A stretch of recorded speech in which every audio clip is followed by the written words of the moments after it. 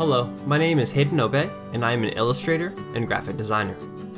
In my previous class, Give the Pen Tool a Day Off, I went over several different techniques for creating fast and nice looking shapes in Illustrator without ever having to use the pen tool.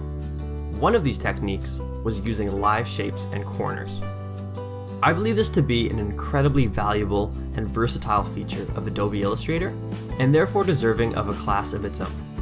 So in this class, you'll be watching the video from Give the Pen Tool a Day Off, where I introduce this feature and show you what's possible with it when you're not using the pen tool.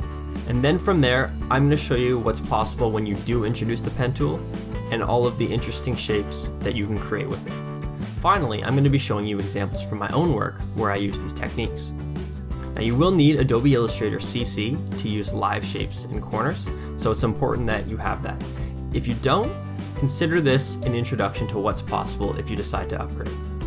I hope you enjoy this sweet but valuable class in Adobe Illustrator.